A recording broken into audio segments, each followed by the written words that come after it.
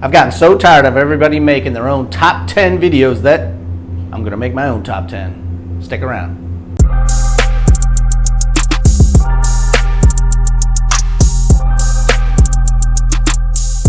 Hello everybody and welcome back to my channel. This is Paul Knapp coming to you once again from the Man Cave. And you know, the more and more I watch YouTube, the more and more I see these top 10 videos. Top 10 G.I. Joes, top 10 classifieds, top 10 Mutant Ninja Turtles, top 10 Star Wars figures.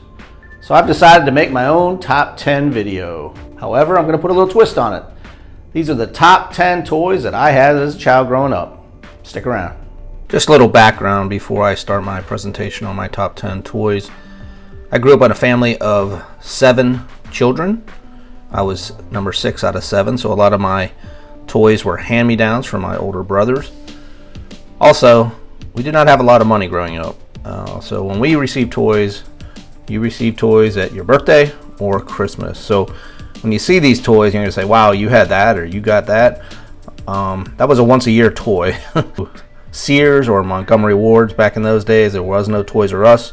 Also, I was born in 1968. So a lot of the toys you will see if you were born in the late 60s, early 70s, probably you also had these same toys. So I hope you enjoy this presentation and reminisce with me of the toys of my childhood. Let me first start off by saying these are coming to you in no particular order. So the first toy on my list is Micronauts. Micronauts were a North American science fiction toy line manufactured and marketed by Mego from 1976 to 1980. So I must have received my first Micronauts in probably 1976, 77 time frame, because by 78, I was already into Star Wars. So, again, the first of my favorite toys from the early 70s would have been Micronauts. Now, I know toy guns are very frowned upon these days, but back when I was growing up in the early 70s, toy guns were the rage. Everybody had them, from squirt guns to real military-looking weapons. The first toy gun that I received that wasn't a hand-me-down from my older brothers was called System 7. And if you remember the Johnny 7 guns from the early, probably 50s, 60s, this was a takeoff of that. This was a giant blue rifle that was 7 guns in one. It came with a spinning disc, parachuting message ball, secret compartments, and a ring to activate various features on the gun. So let me know if you had the System 7. Before computer games became so popular, these were our computer games from the 70s. These were handheld electronic games. Very simple to use, and the one that I had was this one from Mattel Electronics. It was the football game. There were different ones. I think Milton Bradley came out with some. Everybody knows Simon and Merlin, but the ones that we liked were the sports games. They had basketball, football, and my favorite was the football game, and this is the one that I had as a kid. Number 5 on my list is the Matchbox Mobile Action Command MAC, an elite international rescue team of anonymous agents equipped with quasi-futuristic vehicles, accessories, and outfits. MAC action figures were approximately 3 inches tall, and they were released in 1974. And the only one out of this MAC unit that I ever had was the Oceana rescue vehicle, which is shown here. So I really wish I had more, and I may start recollecting these. If you grew up in the early 70s, I'm sure you remember the TV show Space 1999. It ran from 1975 to 1977. And in 1976, Mattel came out with the Eagle. And this was a huge toy at Christmas. I remember it. Came in one of the largest boxes I've ever seen. The box art was awesome. And it did come with 3 figures, although there was not much articulation. I think that the arms and necks moved. That was about it. You had 1 figure sitting. I still wish I had this from my childhood, but I don't. Not sure what ended up with this, but man, it was a great toy. And again, this was pre-Star Wars, so this was our closest thing to action figures back in the early 70s. So let me know if you had the Eagle 1 spaceship from 1976. Now, before highly articulated figures came out, we all had plastic toy soldiers back in the day, and one of the favorites that I had was this Marx Fort Apache playset. This came out from Sears, and this is the one that I had. It had a blockhouse over the gate, which was very unusual back in those days. Most of them were tin forts. This was leading into the plastic era, so this must have been 75, 76 time frame, maybe 77. But I still have this one today, and I did do a review on it on my channel, so if you'd like to see an in-depth review on this. But this was the Fort Apache that I had, and again, it was a Sears version, and I do remember getting this for my birthday. I think I was in first grade. Now, you know my list would not be complete if I didn't have something from vintage Star Wars in there. This would have been my big gift, Christmas, I believe, 1978, maybe 1979. I do remember receiving this and a TIE Fighter the same Christmas. It was probably one of the best Christmases ever as a kid. And this Death Star space station, I was the only kid in the neighborhood that had it. We all had action figures from Star Wars, but nobody had a big playset. So all the local kids, my friends Mario, Dave, Ray, and Steve, they were all always over my house playing Star Wars, and especially the Death Star space station.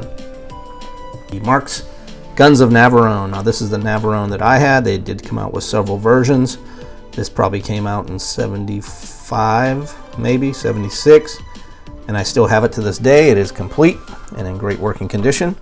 I also did a video on this one, so if you want to see an in-depth look on the Marx Guns of Navarone, look up my video. But again, probably one of the best toys I received, and this was a Death Star PlayStation before the Death Star PlayStation came out. This was the coolest thing to have as a kid before Star Wars.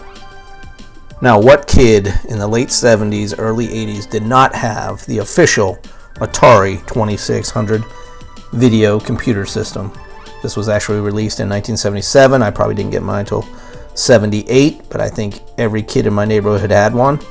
And all we did on the weekends would take our cartridges to each other's house and challenge each other to playing these games. And what a great time it was. I think we played that all the way even through high school until I went to college. So again, the first computer game, the computer game of all computer games, Atari 2600 video system. And number 10 on my list of favorite toys growing up as a kid, of course, we all had some type of AFX racetrack.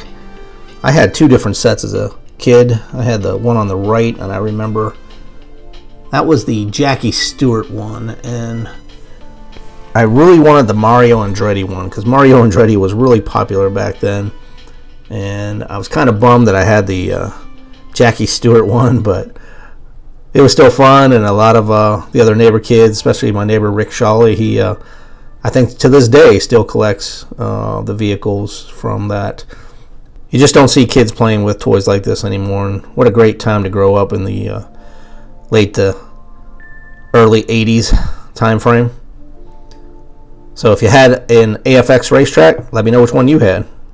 Now that completes my top 10 list of toys I had as growing up as a kid.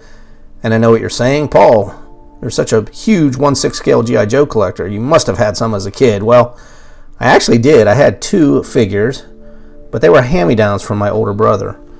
So I didn't really want to consider them my toys, but I did play with them quite a bit, and I was the only kid in the neighborhood that had these. I had a blonde and a black hair, Navy and Marine, and I played the heck out of them, but my brother made me promise that I would never take them outside, so I could never take them outside. So not too many of the neighbor kids played the 1/6 scale G.I. Joes with me because I was always inside playing those. So none of them had G.I. Joes. The Adventure Team was kind of wrapping up in the late 70s. I never had any of the Super Joe, but I'm making up for it now if you follow my channel.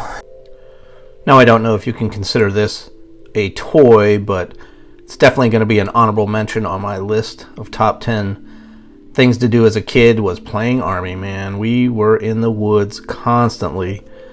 if we weren't playing sports outside, we were playing Army in the Woods. And this is just kind of a throwback and a thank you to all my fellow Army playing neighbors.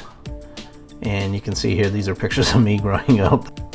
My brother graduated from the Air Force Academy and gave me some of his gear. So that was me on the left. The center picture is me and my cousin Mario. We were down in Deep Creek, Maryland, and we had to take our M16 Marks weapons with us, along with our covers from my brother who served during Vietnam. And that was me on the right. My brother was in the Army in Vietnam era and would always send me home some of his gear. But great times as a kid growing up in the 70s and early 80s. So if you had any of these toys that I mentioned, please make a comment. And if you have your own YouTube channel, I'd like to see your top 10 toys as a kid growing up. So, as always, thanks for watching and keep on collecting.